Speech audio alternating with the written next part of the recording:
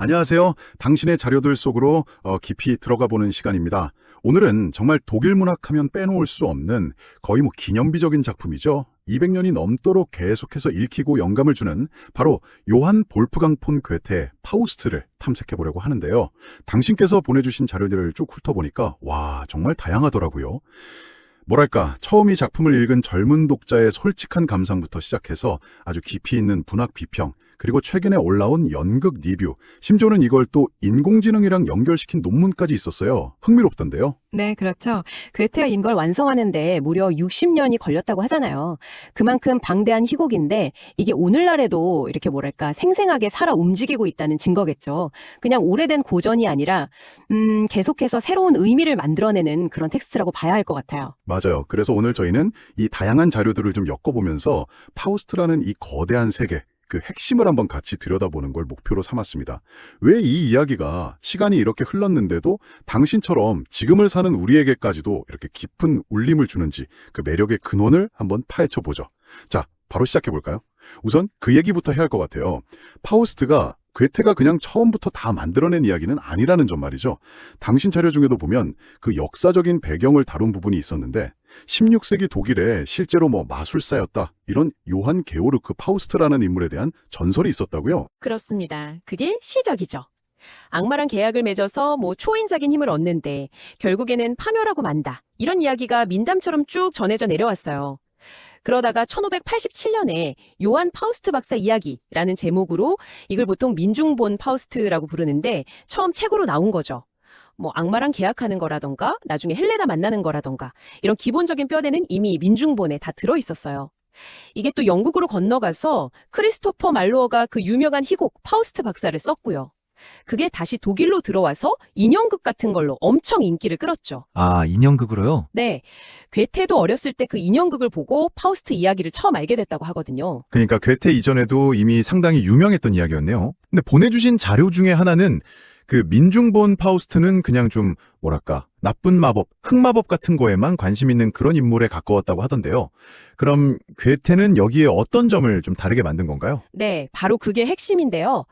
괴테는 그냥 이야기를 가져다 쓴 게 아니라 완전히 새로운 차원의 어떤 철학적인 깊이 그리고 문학적인 완성도를 불어넣었다고 봐야 합니다. 특히 괴테 전에 레신 같은 작가들이 파우스트와 좀 다르게, 그러니까 지식에 대한 끝없는 갈망을 가진 그런 계몽주의적인 인물로 해석하려는 시도들이 있었거든요. 괴테는 그걸 이어받아서 훨씬 더 복잡하고 심오한 인간성으로 만들어낸 거죠. 이제 괴테의 파우스트는 그냥 마법사가 아니에요. 지식의 한계를 느끼고 삶의 본질이 뭘까 끊임없이 고민하고 또 행동하고 나아가서 결국에는 구원에 이르는, 어쩌면 인간 존재 자체를 상징하는 그런 인물이 된 겁니다. 와, 60년 동안 썼다는 것 자체가 그 괴테의 생각이 계속 변화하고 깊어지는 과정을 다 보여주는 거겠네요. 정말 청년기부터 노년기까지 모든 고민이 담겨있다고 봐도 되겠군요. 정확합니다. 그래서 작품 안에 괴테의 거의 전생애에 걸친 사상적인 여정이 다 녹아있다고들 평가하죠. 역시 파우스타면 딱 떠오르는 장면, 악마 메피스토펠레스하고 계약하는 장면이잖아요. 이게 근데 그냥 재밌는 일 좀 겪게 해달라, 이런 단순한 거래는 아니었던 것 같아요. 네, 맞습니다. 그 계약의 진짜 의미를 파악하는 게 이 작품을 이해하는 데 정말 중요해요. 파우스는 그 당시에 모르는 게 없는 사람이었잖아요. 철학, 법학, 의학, 신학까지 다 팠는데 근데 자기가 뭘 안다고 해서 조금 더 나아진 것 같지도 않고 삶의 의미도 모르겠고 이런 깊은 회의감, 거의 절망에 빠져 있는 상태예요.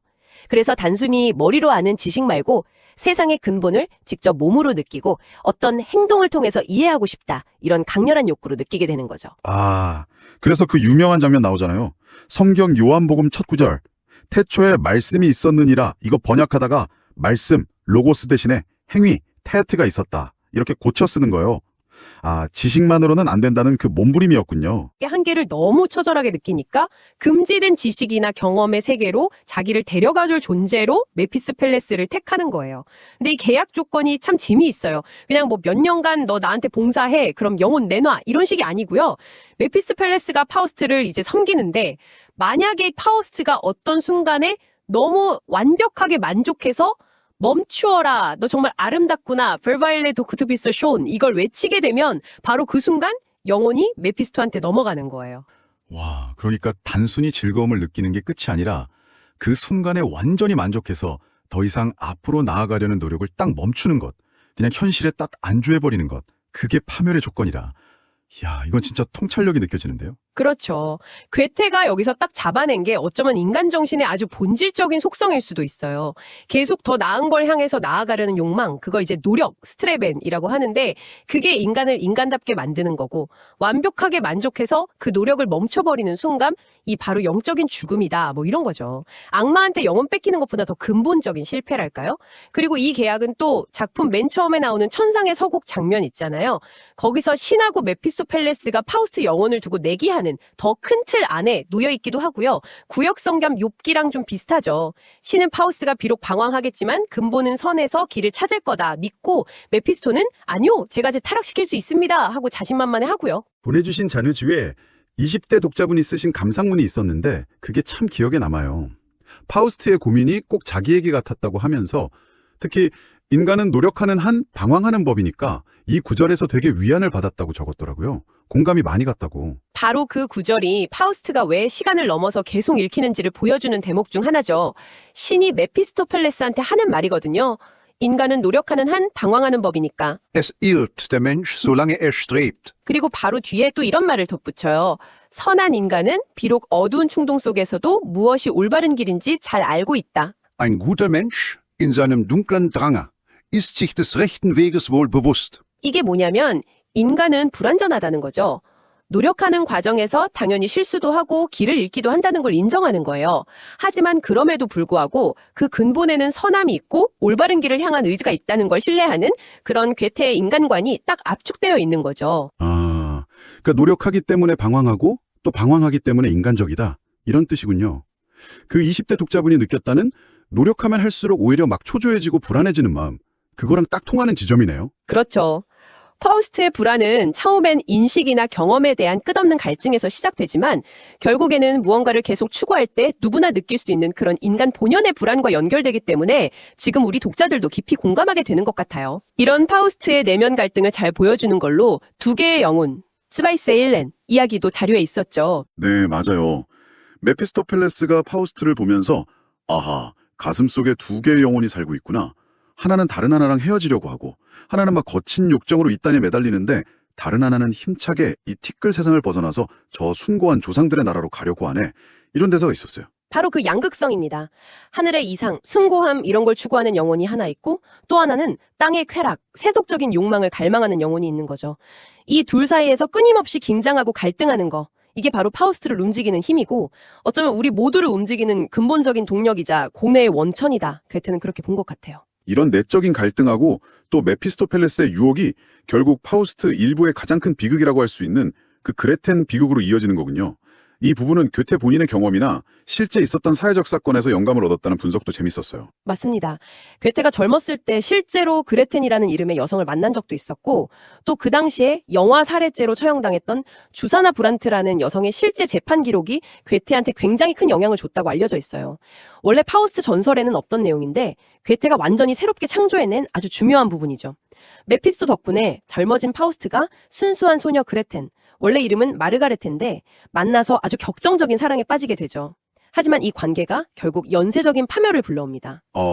그레텐이 파우스트의 아이를 임신하고 또 실수로 어머니를 약으로 잠재우려다 죽게 만들고 자기를 지피려던 오빠 발렌틴마저 파우스트 손에 죽게 되고 정말 너무 비극적인데요. 네, 결국엔 정신적으로 완전히 무너진 그레테넨이 자기가 낳은 아기까지 물에 빠뜨려 죽이고 감옥에 갇혀서 사형 선고를 받죠.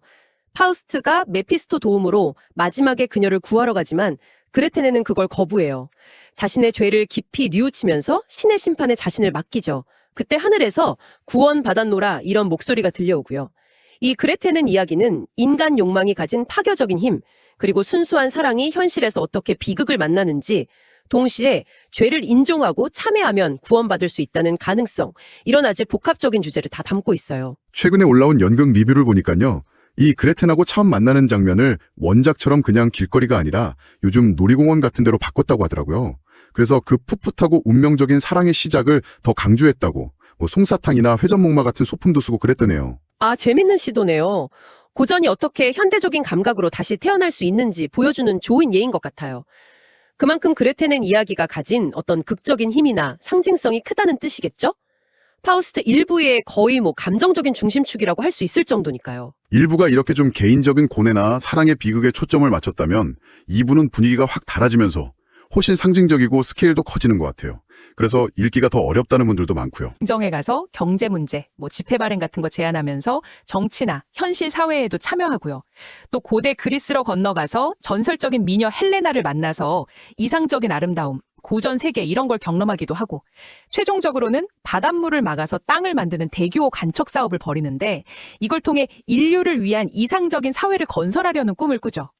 훨씬 더 거대하고 철학적인 여정이에요. 그리스 신화 인물들이 막 나오고 시간과 공간을 막 넘나들고 일부의 현실적인 배경하고는 좀 많이 다르죠. 근데 이 과정에서도 파우스트의 행동이 좀 논란의 여지가 있다는 지적도 있었어요. 그렇습니다. 그의 어떤 원대한 이상 추구가 때로는 좀 파괴적인 결과를 낳기도 해요. 특히 그 간척 사업을 하면서 그 땅에 아주 오랫동안 평화롭게 살던 노부부가 있었거든요. 필레몬과 바오키스라고. 근데 그들의 작은 오두막이랑 예배당을 강제로 없애려다가 결국 그들을 죽음으로 몰고 집까지 불태우게 만들죠.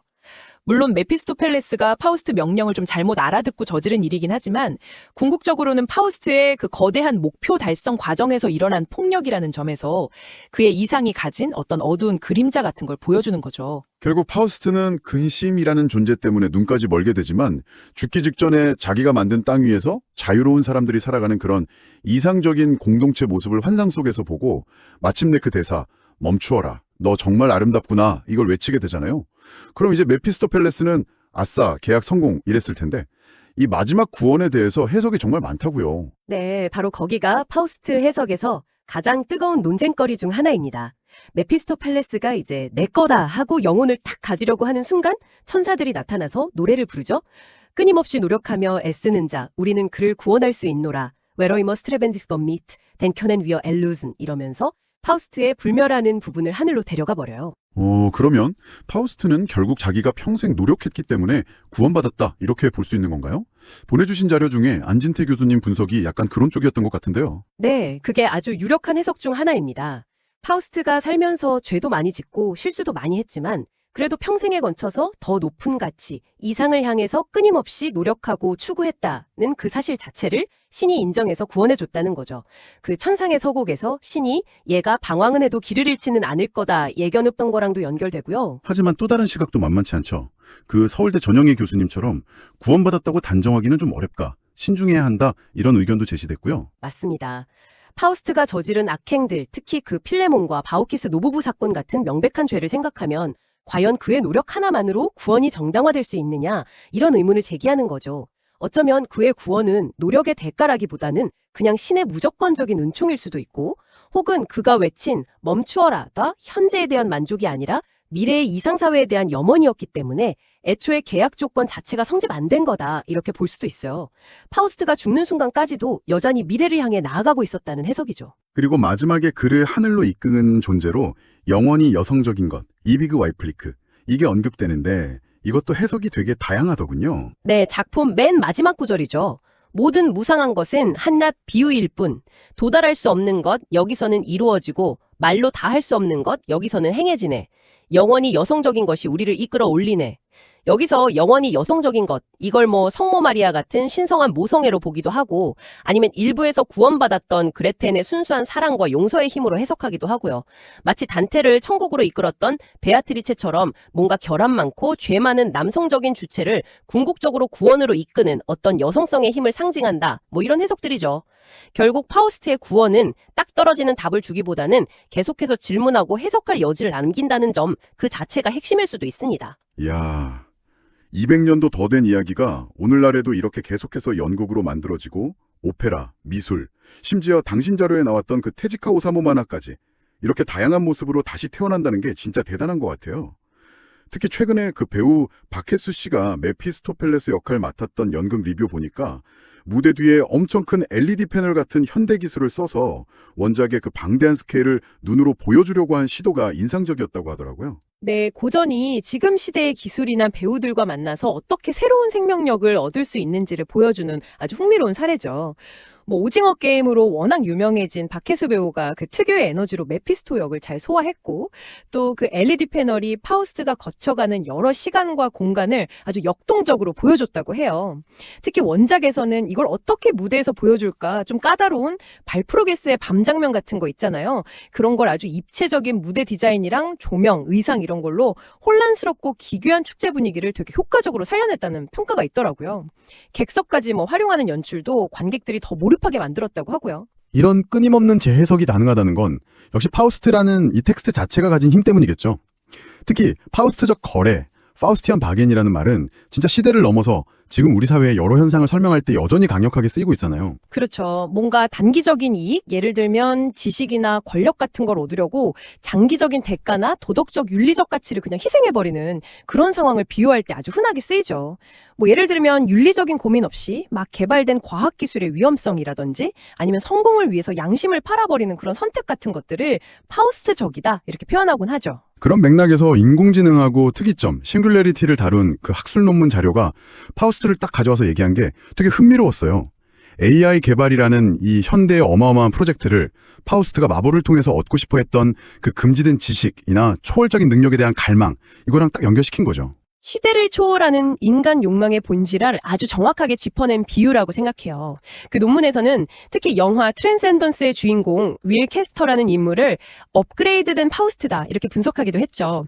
윌 캐스터는 죽음을 앞두고 자기 뇌를 컴퓨터에 업로드해서 사실상 뭐 전지전능한 디지털 존재, 그러니까 기술적인 특이점에 도달한 인물로 나오거든요. 근데 재밌는 건 그 논문 분석에 따르면 이 윌 캐스터는 파우스트랑 좀 다르게 악의적인 의도가 아니라 오히려 인류를 돕고 더 좋은 세상을 만들려는 선한 목표를 가졌다는 거예요. 병을 고쳐주고 환경을 깨끗하게 만들고 자기 능력을 긍정적으로 쓰려고 하죠. 맞아요. 그런데 결과적으로는 그의 그 초월적인 힘 자체를 두려워하고 통제하려고 하는 인간들, 뭐 동료 과학자들이나 정부기관 같은 그들에 의해서 결국 파멸하고 말아요. 이게 바로 강력한 신기술이 나타났을 때 우리가 가지는 기대나 희망, 그 이면에 존재하는 아주 깊은 불안감, 통제 불가능성에 대한 공포를 반영한다고 볼 수 있죠. 인류 지식의 새로운 지평이 열릴 때마다 마치 파우스트나 프랑켄슈타인 신화가 계속 우리에게 상기시키는 어떤 경고처럼요. 결국 AI 개발 같은 현대의 도전 역시 윤리적인 성찰 없이 그냥 강력한 힘만 추구할 때 어떤 위험이 닥칠 수 있는지, 또 그 힘을 어떻게 인류에게 도움이 되도록 사용하고 통제할 것인지, 이런 근본적인 질문을 던지는 셈이네요. 파우스트 이야기가 200년 전이나 지금이나 여전히 유효한 이유인 것 같습니다. 그렇습니다. 파우스트는 궁극적으로 인간이란 대체 뭔가, 인간의 욕망과 가능성, 그리고 그 한계는 또 어디까지인가, 노력과 성취, 죄와 구원의 의미는 또 무엇인가, 이런 아주 거대하고도 영원한 질문들을 우리 앞에 딱 던져놓는 거울 같은 작품이에요.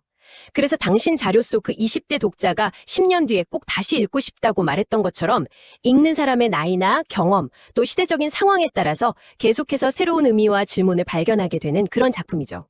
오늘 저희는 당신께서 제공해주신 다양한 자료들을 길잡이 삼아서 괴테의 파우스트라는 정말 방대하고 깊은 세계를 함께 여행해봤습니다. 악마와의 그 위험한 계약에서 시작된 한 인간의 끝없는 갈망과 방황, 또 사랑과 상실의 비극, 그리고 마지막 그 논쟁적인 구원에 이르기까지 정말 많은 생각할 거리를 던져주는 이야기였어요. 네, 파우스트는 인간 조건이라는 게 얼마나 복잡하고 모순적인지를 아주 적나라하게 보여주는 텍스트라고 할 수 있습니다. 숭고한 이상을 향해 나아가면서도 바로 그 순간 어둡고 파괴적인 충동에 사로잡히기도 하고 위대한 업적을 남기면서 동시에 끔찍한 과오를 저지르기도 하는 존재. 그게 바로 괴테가 그려낸 인간의 모습이고, 그렇기 때문에 2세기가 지난 지금도 우리에게 여전히 강렬한 공감을 주면서 동시에 어려운 질문들을 던지고 있는 것이겠죠. 그래서 이 모든 탐색이 우리에게 남기는 질문은 뭘까요? 어쩌면 파우스트는 우리 각자의 삶 속에서 우리가 알게 모르게 마주치고 있을지도 모를 그런 파우스트적인 순간들을 한번 돌아보게 만드는 것 같습니다. 오늘날 우리가 이렇게 맹렬하게 추구하는 지식, 기술, 성공, 아니면 그 완벽한 만족의 순간이라는 것들은 과연 어떤 모습이고 우리는 그 대가로 무엇을 내놓고 있는 걸까요? 어쩌면 당신이 마음속 깊이 갈망하는 금지된 지식은 무엇인지, 혹은 정말 간절히 붙잡고 싶은 멈추어라, 너 정말 아름답구나 하는 그런 순간은 무엇일지 이 작품을 통해서 한번 스스로에게 질문을 던져보는 것도 꽤 의미 있는 여정이 될 수 있을 겁니다. 파우스트 원작을 직접 한번 읽어보시거나 아니면 오늘 저희가 이야기 나눴던 연극이나 다른 형태로 재창조된 작품들을 접해보시는 것이 그 시작이 될 수도 있겠네요. 네, 오늘 저희 이야기가 당신의 지적인 여정에 작은 영감을 더했기를 바랍니다. 그럼 다음